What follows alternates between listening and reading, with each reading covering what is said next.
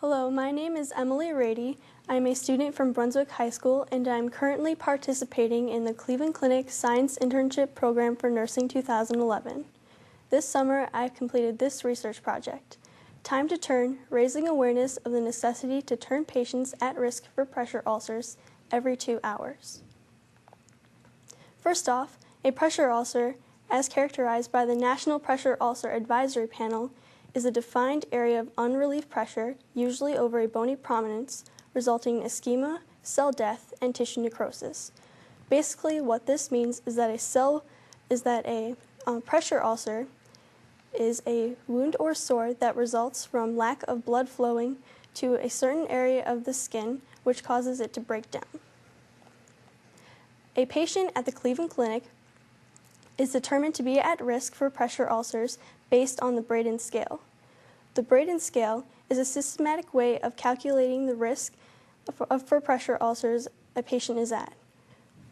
To do this, the Braden scale assesses 6 different categories: sensory perception, moisture, activity level, mobility, nutrition, and friction. The highest possible points a person can score on the Braden scale is 23. The lowest, 6. The lower the score on the Braden scale, the higher at risk a patient is.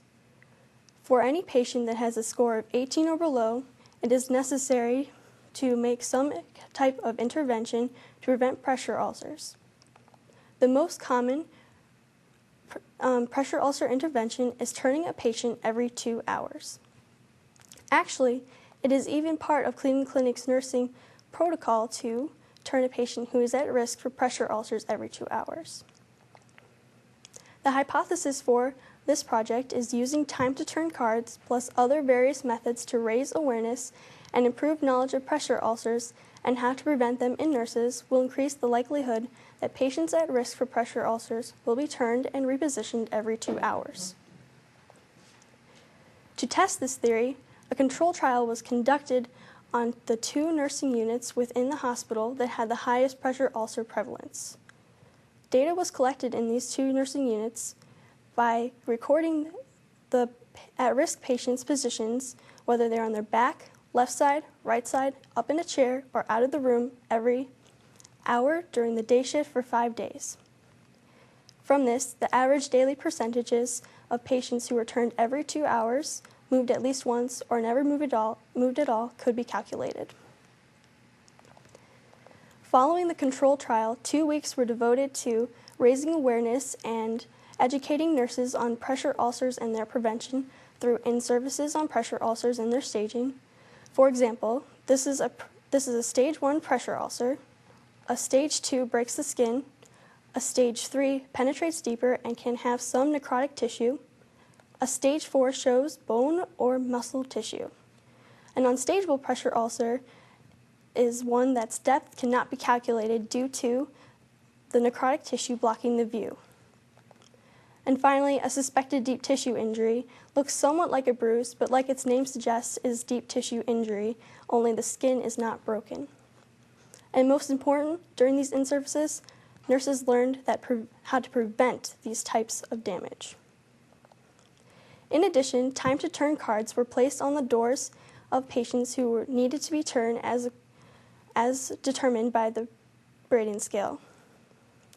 Announcements of the new implementation of these cards were made in the daily huddle nurses meeting, as well as in the monthly nurses self-governance meeting. To further raise awareness of the new use of these turn cards, flyers were placed in the nurses' stations and in their break rooms to show the purpose of the cards and what to do with them, which is simply to store them with the fall risk cards, which are also placed on patients' doors, only they represent that patient is a fall risk.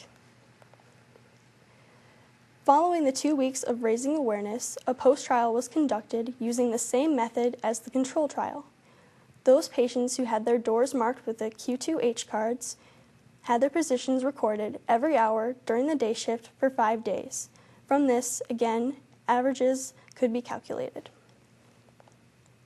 When comparing the control test with the post-test for the first unit, it can be seen that the rate at which patients are turned every 2 hours had improved by 18.9%.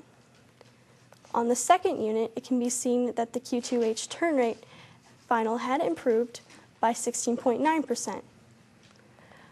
However, despite these improvements, it is still not quite where it needs to be just yet.